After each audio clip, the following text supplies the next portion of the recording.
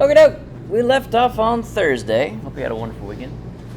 With kind of finishing off a typology or a sorting decision rule on what is forest, outdoor recreation, versus what are things that kind of look forest and outdoor recreation-ish, but aren't what we need to concern ourselves with managing or protecting opportunities and access to when we're working as forestry park rangers.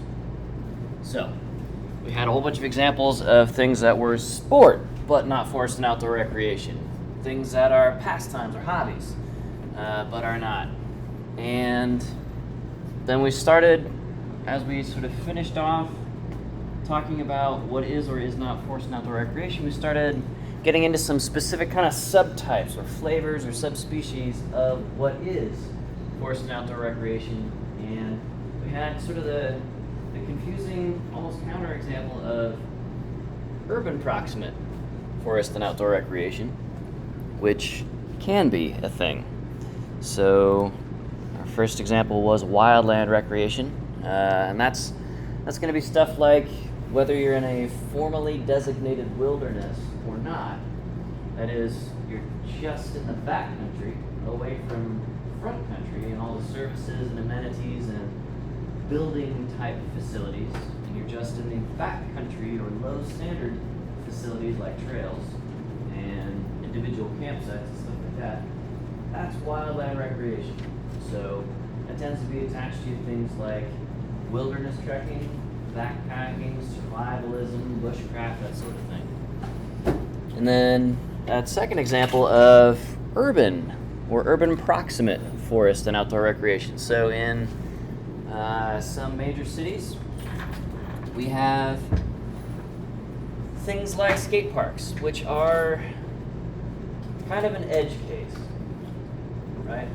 You wouldn't think of park rangers necessarily running skate parks, but as it turns out, if you look at what Carbondale Park District does and what our local park rangers are doing here in town, it can absolutely include things like skate parks, splash parks, the Morton Arboretum. Anybody been to the Arboretum across town?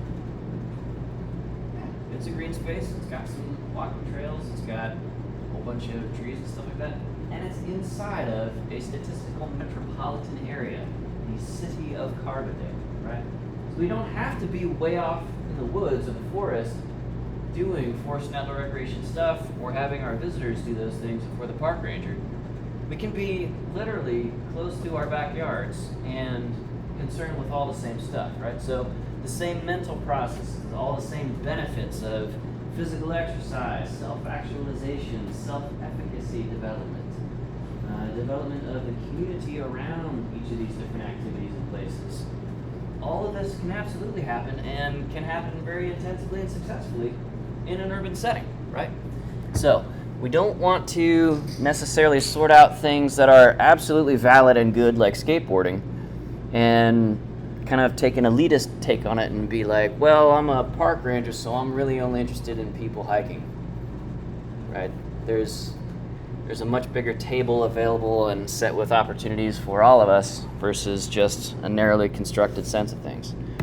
So our next sub-flavor or type of forest and outdoor recreation that we do pay a lot of attention to is adventure recreation or high adventure.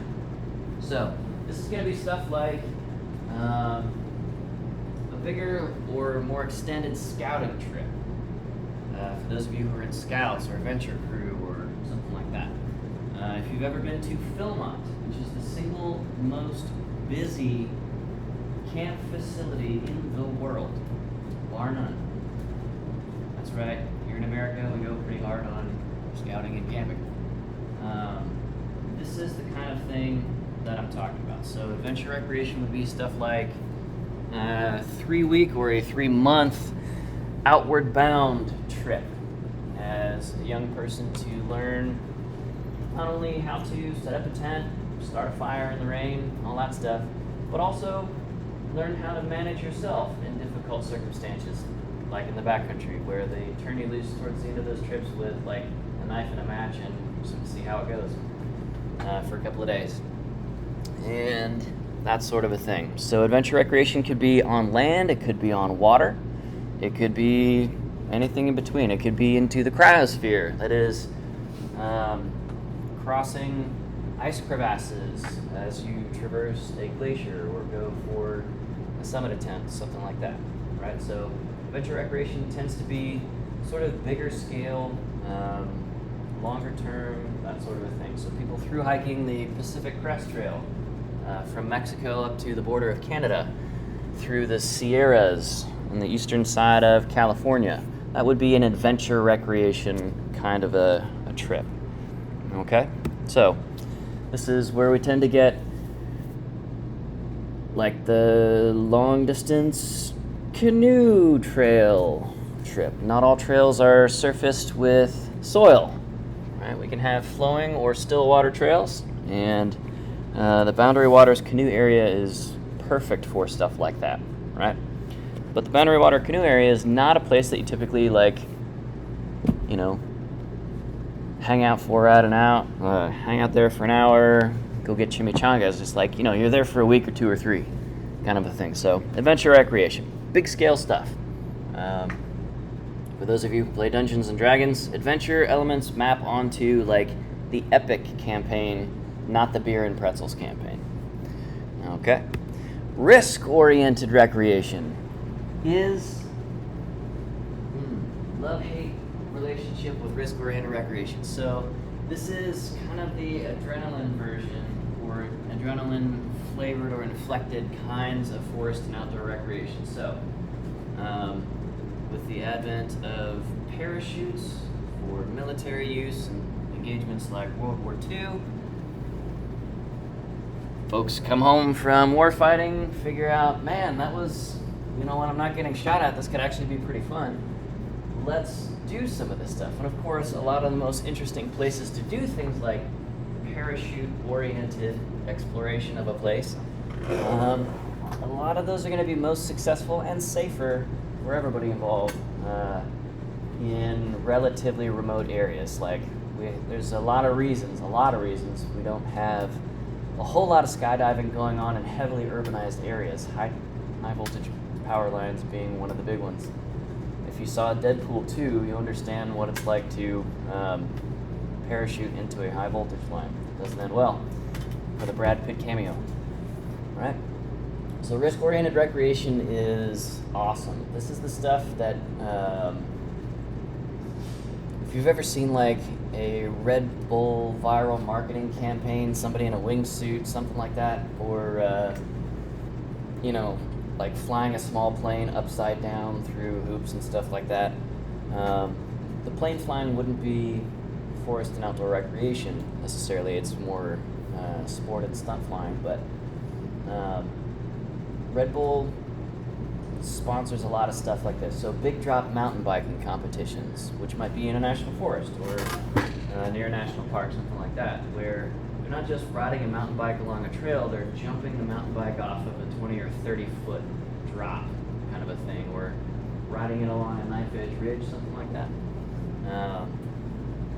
That's the kind of stuff that this is going to correspond to. And that's okay.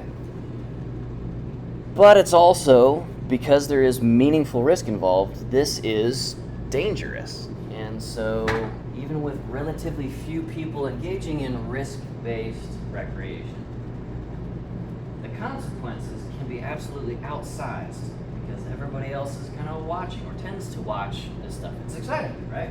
It gets our adrenaline up a little bit to see somebody else doing adrenaline-oriented things. And sometimes it doesn't go well. Right? So the very nature of risk is pushing the boundaries of what is possible and absolutely stepping past the boundaries of what is safe in many cases. So risk-oriented recreation is absolutely a thing. It's not going away. It's a part of human nature to see that as exciting and worthy of trying out for some people. But, man, like now park rangers have to deal with base jumpers who are not typically allowed to do those things in a national park for all of the safety reasons involved. Not just for the person jumping off of El Capitan to go, flying flying in their wingsuit at 180 miles an hour down into Yosemite Valley, but for the safety of everybody else around them, right? It's not fair to somebody else to, kill a family of 5 by, accidentally skydiving into their tent and losing control of your airfoil and hurting other people, right? So we have to deal much more stridently as rangers and backcountry patrol, ski patrol, stuff like that, with folks who are oriented or seeking out risk-oriented kinds of things. And so you see big, ugly signs like this because if you're with an agency like the Park Service always goes out for search and rescue. They don't say no to anybody like, nah, fam, I'm good. You do you. Good luck. And they don't threaten people with paying for the cost, the very considerable cost of search and rescue, because they don't want anybody to not call for search and rescue on the basis of not being able to afford it. Does that make sense? But search and rescue is really risky. You're sending people out at high speed, lots of people out, because you can't just send like one ranger out to go find somebody, in typically terrible weather conditions or genuinely deadly places, right? So, anybody ever been downhill, like snow skiing before? It's less popular with us here in the Flatlanders, but out west, this is a really big deal, like a huge deal, right? There are entire cities built in Colorado around the ski tourism industry. And that's a thing. A lot of those ski runs, Vail, Aspen, Snowmass, etc., a lot of those are on Forest Service run land. So you can be a forester and having to deal with folks who are, thinking about doing some outside of the wire backcountry skiing and so forth. Okay? So, it's a big deal. It's tricky. It's tough. So we have a lot going on here. We'll see that sign again. All right? And the last thing we want to sort out with just basic classifications of what is forest and outdoor recreation is going to be this primitive or human-powered versus motorized. So for all of human existence, we've had on-foot based recreation. Right? People walk, people hike, people climb, etc. But in the last 100 years, and especially in the last 60 years, since about 1960, we've got this new opportunity to spend other energy other than the peak 700 watts that a human can put out under Olympic level training. Now we can essentially burn stored sunlight, oil, or stored sunlight as motor, like electric motor, battery power, and we can go places a lot easier. We can go further, we can go faster, and man, some environments are just not built to handle that. Okay, so we absolutely have a whole lot of motorized forest and outdoor recreation to manage, to provide opportunities for. Turkey Bay OHV area, just a couple hours east of us in Land Between the Lakes National Recreation Area, is like some pretty fantastic, I don't know if it's world class, but I would say at least regional leader in like motorized forest rec opportunities. Like the kind of stuff where it's got such crazy little hills and gullies and stuff that for a while people were pulling the tires off of their OHVs, like a Jeep or something back in the day, or a Bronco, take the Sawzall, cut the roof off, bolt a cooler to the back. It's a party vehicle.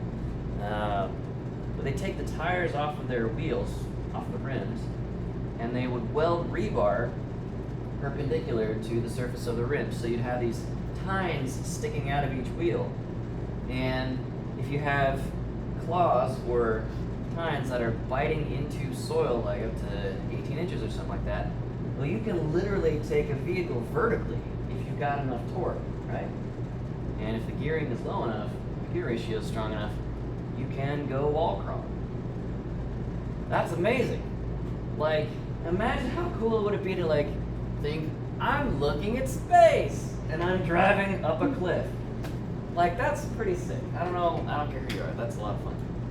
But it's also incredibly environmentally destructive to do that, right? So after a couple of years of doing that, some of those hills and cliff faces physically don't exist anymore at Turkey Bay OHV area. So they've had to, the Forest Service runs that site, they've had to kind of step in and say, hey, we like off-roading too. There's just a couple of kind of sane limits we got to put on this. If we go out to like the Moab area for summer camp this coming summer in 2025, one of the options that students will have for our free day in Moab is to charter a Humvee for a day, and you can drive like an actual Humvee, not like a Hummer H2 or anything like that. An actual Humvee. You can drive it almost vertically. You can drive it through all kinds of deep water. You can rent Humvees with machine guns bolted onto them and just like fire off a bunch of freedom seeds, because that's lots of fun, right? Like monkey brain, lights up with happy when machine gun go burr. So like there's nothing inherently evil or bad about motorized recreation. It's just got to be managed with a different mindset than primitive or human-powered recreation. Okay. Again, nothing wrong with motorized recreation. I like dirt biking. I like off-roading. I like mudding. I like wall crawling. I like all this stuff. It's tons of fun. Sand rail, dune biking, all of it. It's a blast. Airboating, right? Water-based recreation still counts as forest and outdoor rec. But we gotta understand, we can absolutely shred the surface of the planet with our vehicles doing motorized recreation. Jury's still out on battery-assisted primitive modes of transport. So like you can now buy pants with a robotic motorized exoskeleton built in that reduces the effort of things like walking or lifting and carrying heavy things. So if you're a warehouse worker, eventually you're going to have an exoskeleton bolted onto you or like fastened to your clothes kind of thing, because humans can get to spots and load and unload things differently and in some cases more effectively than like a forklift could. That day is coming, it's already here, we're just waiting for it to become cheaper. That's going to become a backpacking technology next. It always flows in the direction towards forest and outdoor recreation, okay? The articulated ambulances that Mitsubishi Heavy Industries has started prototyping, where the wheels on the ambulance are connected to robotic legs, and so you can drive on roads and then walk over uneven terrain to get somewhere, right? Elon Musk is going to buy one of those and take it off-roading, right? It's just a matter of time. Right? Same thing with those Robodog-looking drones. Okay, so primitive versus motorized. This is our last big classification. All right, everybody pull out a sheet of paper. Let's do a quick self-assessment. I got a bunch of examples of stuff that is or is not forced and outdoor recreation. It's just a bunch of goofy examples. And I have literally hundreds more, but we gotta keep it short and sweet. So we'll just go through these for today. We got, a dozen or 15 of these different things. And the question for each is simply, is it forced and outdoor recreation? Like, are we going to engage with this as park rangers or not? And maybe it's just like a one sentence just explanation on your thoughts of why or why not. Sound good? All right, so we'll go through each of these, and then we'll just kind of have a brief conversation of what you guys think. How'd you guys answer for each one? Okay. You're welcome to change your answers if you change your mind as a result of our discussion. All right, number one. Is this forest rec? Would we manage this according to our criteria, which I've got over here on the side? So things that are forest and outdoor rec specifically, they're active. It is a clear forest recreation-oriented activity. You're not just in the woods. It is resource-focused or resource-dependent, not something that you're playing on like a sporting field. And stuff that it is not is sport, tourism, just idleness, like entertainment, that is passive, a hobby or pastime, and it's not just exercise. Okay? Cool.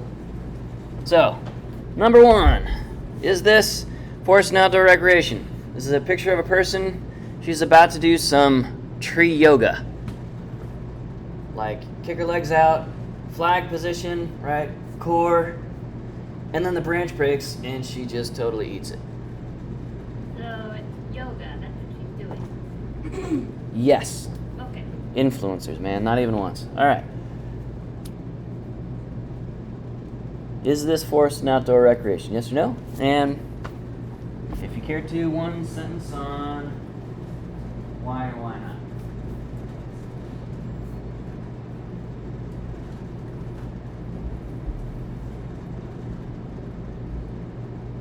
The point of this exercise is not to turn our nose up at anybody who's doing something that we're not familiar with or that we disagree with.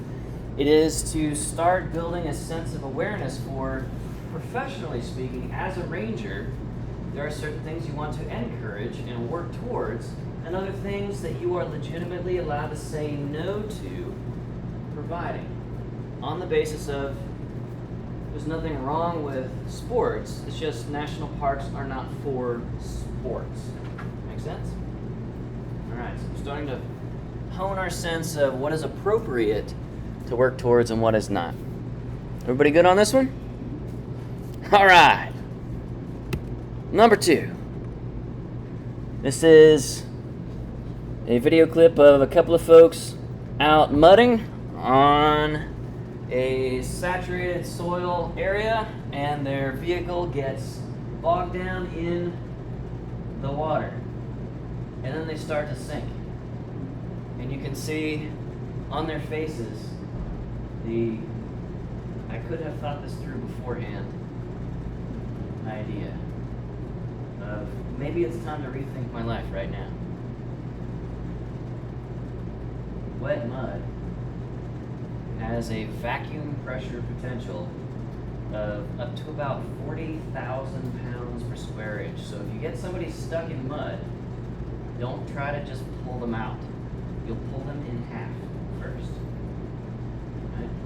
Skin has a tearing resistance of about 15 pounds per square inch. Mud has a suction power of about 40,000 pounds per square inch. Okay, you have to dig the vehicle or the person out first.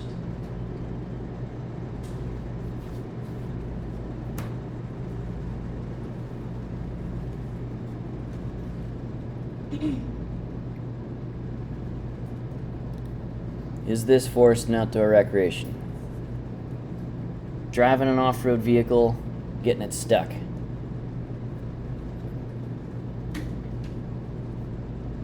There's always somebody with a Jeep and a come-along. Don't worry.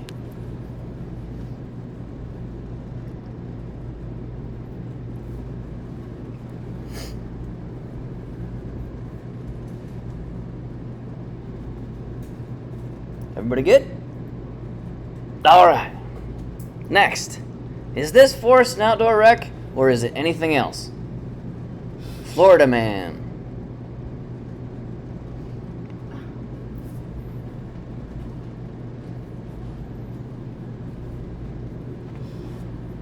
There's always something about the eyes, you know?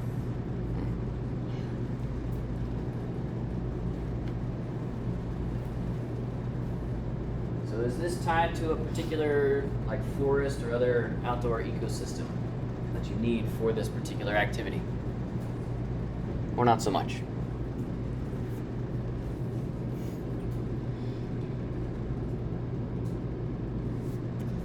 All right, how about this one?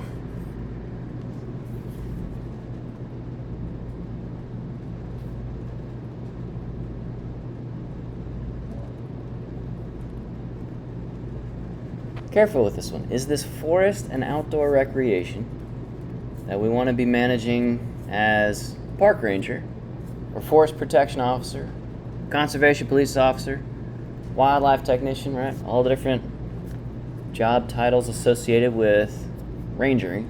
What do you call this? Say again? What would you call this?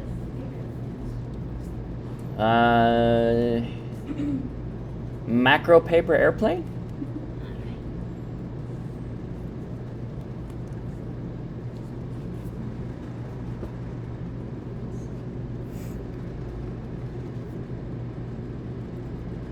Is this dependent on the resource? Or is this a hobby?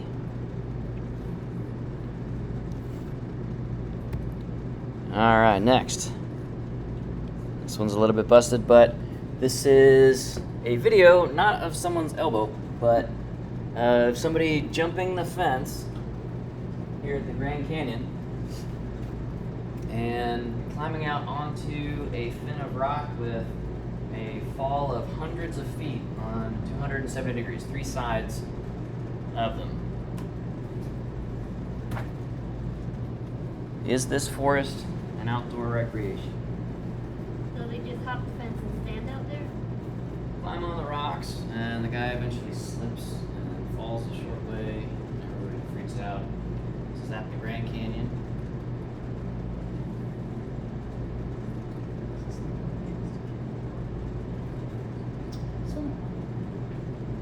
Cleaning the gene pool. No, don't make light of loss of human life.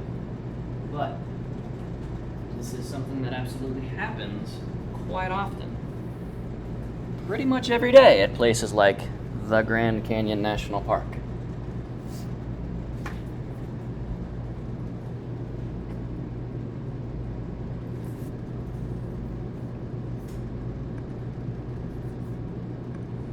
Apologize if some of these videos are broken here.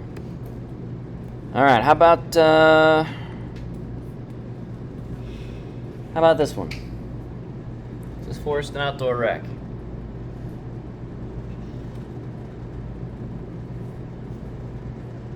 We have a bicyclist riding a Via Ferrata hike. If you look to the right-hand side, right at the edge of the frame, you can see a steel cable that's bolted to that wall. Most folks are going to be walking this and wearing a pelvic harness with a pair of carabiners hooked onto that cable. A Via Ferrata, or an iron hike, iron way, iron road. Via Ferrata. Our question is this forest and outdoor recreation if somebody is bicycling this? Or is it something else like tourism or sport or hobby or just exercise?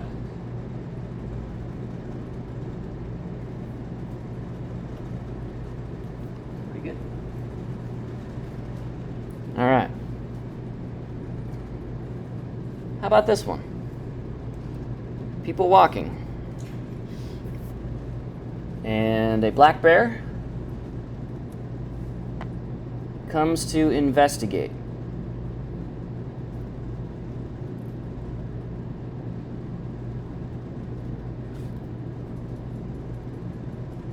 So as you are evaluating whether or not this is forest and outdoor recreation, this is a byproduct of things like synthetic fragrances and perfumes in shampoo and lotion, body spray and lip gloss and deodorant and so on and so on and so on. That wildlife can't tell if it's food or not, so let's check it out. Okay. A little bit later on in this video, that bear returned and started to attack. Is this forest and outdoor recreation that we should be engaging with as, or that we need to engage with as park rangers? Yes or no, and why? All right, here's a twofer next. We got somebody in a clear bottom canoe or kayak with a manatee or a dugong. It's a manatee in this case. And then somebody on a whale watching boat. They got a ticket for, and they are hanging out with the whales off the coast of Maine or Cape Cod, something like that.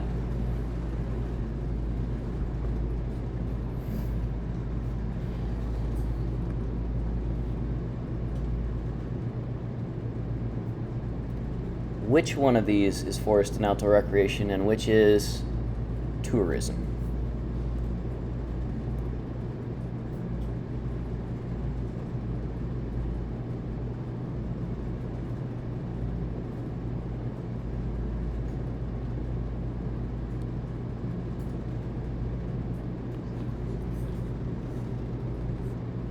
All right, next.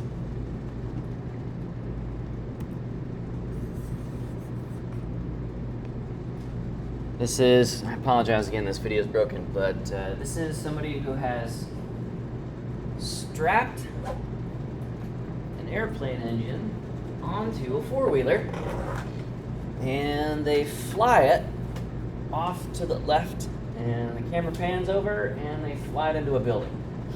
Is this forest and outdoor recreation or is this something else?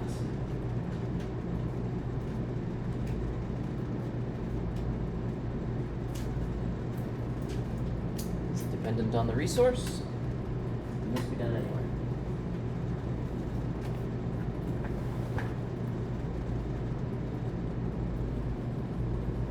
Should we engage with this as park rangers and provide and protect this kind of opportunity? Or is this best left to something else?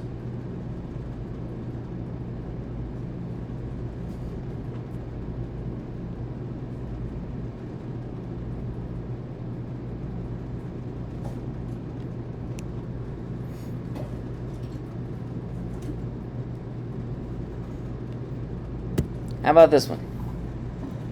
It says forest, outdoor recreation, or something else. Stupid. Well, that's as may be, but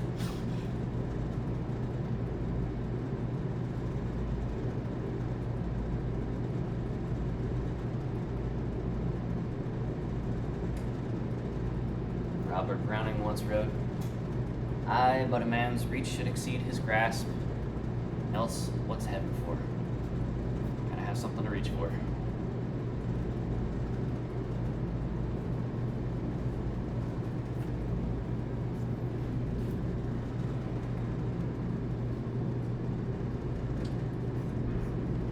Alright, next is this forest and outdoor recreation.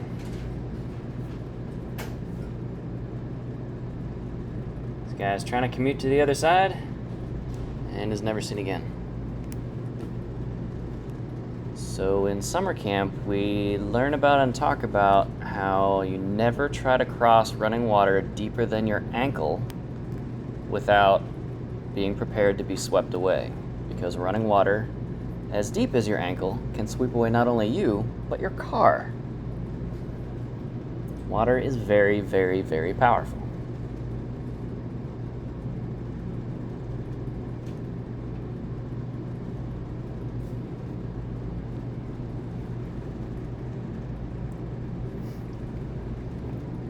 So trying to cross a storm-swollen river in flash flood conditions, is that forest and outdoor recreation or something else?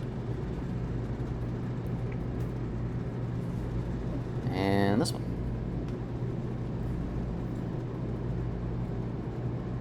Yoga on a cliff face.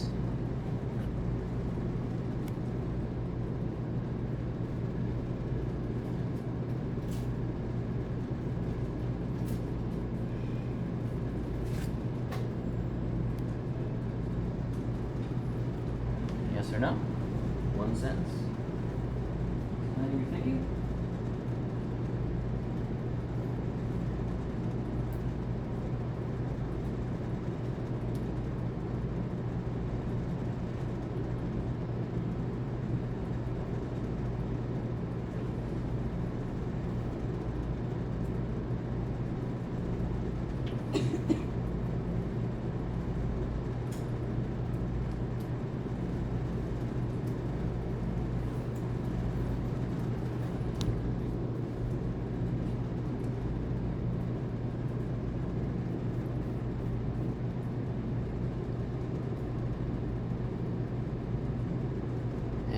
last one for today. How about this one?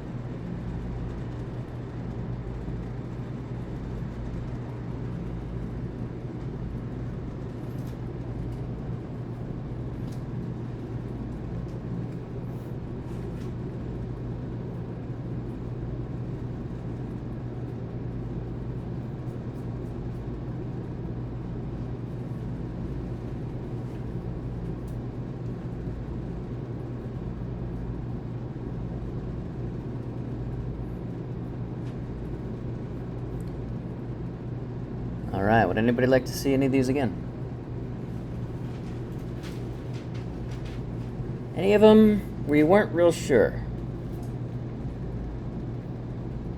All right, let's go back through. And you are free to change your answers if you wish. Okay, so first one, somebody finds a tree and starts doing yoga on it. Tree branch breaks, they fall, and then the branch falls on them. Forced outdoor recreation or no? All right, we got a couple of yeses, a couple of nos. Somebody who said yes, why do you think it is? I said yes because it's an active activity and the natural resource means tree yoga. So tree being there, which means There's something to it, yeah. So we can't do this particular activity without a tree. Yeah. And remember, we do have urban-oriented recreation as a thing where there might not even be any trees at the facility. So this can be forest and outdoor recreation. All of these examples are things that happen fairly regularly in places like national parks. Every single one of these. Question? I was gonna say she could do yoga like that anywhere, but I guess with it being like specifically like with the tree falling and everything, that makes it. Yeah, absolutely. So we can kind of be both right here, if that makes sense, right? Because you can do yoga anywhere, and yoga is not a forest and outdoor recreation activity. It's just not. We would put it kind of in the exercise bin, sort of. More of a wellness practice than exercise specifically, but yeah. The fact of incorporating the tree, as we'll talk about later in the semester, kind of moves it into that space potentially. So whether or not it's a good idea, whether or not this is sustainable for the tree, not really. But it is something that people are going to do, and they're going to try doing it in your national park. Hunter. But it could also, because one tree I would consider forest rec, because I could go outside to just like any parking lot and do it on a tree. So there's trees True. Oh, yeah, would You that could be do it fine? on a light post, right? Absolutely. Yeah. I also said no because that's violating the no trash principles, which is a huge part of forest recreation and Okay. outdoor activities. Excellent point. All If right. you do it on a light post, it wouldn't, unless you're Superman. This is not traveling camping on durable surfaces. This is not durable. Yeah. When it comes for forest rec, does it have to be considered like leave no trace, or can it just be like anything? Because like some of like the ones, you know, like the cliff wall climbing, that's not exactly like leave no trace, but it's still considered outdoor recreation. So like, is that tied? So we're going to nuance this a little bit with the sense of some of these are not particularly sustainable in the form that they're shown. And so part of our management as park ranger would be to intervene here and be like, hey, you can't do this on this tree. Look what happens. Maybe we can work out something better for you. Maybe we can't. Okay. So the fact of it being a bad idea, it can still be forced in outdoor recreation and a bad idea at the same time, which is terrible. But we're working with a variety of people, some of whom will think it's a good idea. All right, let's move on. What about this one? Getting your off-road vehicle mud bogged stuck? Yes or no? See a lot of nodding heads. Did anybody say no? Okay. I agree. Why is it? Say again? Why is it? Why is it forced and outdoor recreation? It is outdoors, it is active, it is a specific activity, off-road vehicle, and it is, in this case, resource dependent. You can't get this stuck in a parking lot in the same way, or on a suburban road or something like that. You have to have a place where the hydrology and the soil and the topography, the shape of the surface of the earth, all come together so that you can get stuck and rip off a wheel trying to winch the thing out. All right. How about this one? Florida Man. Florida Man Is. Okay. just is. Oh, simply exists? Right. Transcending time and space? Yeah. I said no because there's nothing to do with like outside, like outdoor. Exactly. You kill somebody with a machete in an alleyway. That's right. And although machete might be considered a traditional or aboriginal use under the terms of the Alaska National Interest Lands Conservation Act, I'm pretty sure Native Alaskans did not invent machetes. It's more of a Pacific Rim kind of a thing, chopping through jungle. Moving on from Florida Man. All right, what about the ginormous unmanned aerial vehicle in the shape of a paper airplane? I'd say that's hobby or sport. Yeah, you can do this anywhere, your backyard, front lawn of the ag building. It has nothing to do with protecting mountain ranges or anything like that for this kind of a thing. Very good. All right. How about the guy who climbs outside of the fence at the Grand Canyon and slips and falls and is rescued, but at great risk to both him and the rescuers? Is this forced and outdoor recreation? I'd say yes, because it's a form of stupidity. Yeah, it's a terrible idea, but it still counts. Yeah, Right? because it's resource focused. If it wasn't there, you wouldn't do it. Without the Grand Canyon, there is no falling into the Grand Canyon. You got it. Okay. So this is, unfortunately, what a lot of effort is spent on at the Grand Canyon dealing with. Like, literal fencing people in from their own stupidity. All right. Now, the absolute overwhelming majority of people at the Grand Canyon, they're fine, you know? Like millions of people a year manage to not fall off. Okay? But for the person who is hiking down in the canyon, maybe attempting that sort of dangerous so-called rim-to-rim hike where you go down from the south rim of the Grand Canyon, most commonly down to the Colorado River, maybe visit Phantom Ranch, and then try to hike back up in the same day, a couple of miles of vertical change. That claims a lot of lives. Even healthy, fit young folks are surprisingly among the most common people who get killed by exposure or overheating, hyperthermia, or dehydration. But that's still a valid thing to want to do in the Grand Canyon, so it's still filed under forest and outdoor recreation, even if it's kind of risky or dangerous. All right, how about this cliff rider? Forest and outdoor rec? You're gosh darn right it is. There is no video like this without that cliff edge and that hike dynamited out of it. All right, how about this one? Forest and outdoor rec? Say yes. They argue that the bears right. Bears just grazing for food, right? I said no because it was just exercise. Well, previously, like before they were just running or walking, which would be just exercise. Yep. It's the visitors are just kind of there, not even looking for the resources. Yeah, so this one is kind of either or. Without more context information of this being at Great Smoky Mountains National Park, for example, I'd say this put in could the be just same. people out walking for the afternoon. I put in the same category as tree yoga because they're out here because of the forest, and just because you can walk anywhere doesn't mean it's not. Yeah. So this could really go either way, depending on what the full story is. Like, have these guys traveled to Great Smoky Mountains National Park to do this walk? Okay, then yes, absolutely, forest and outdoor recreation.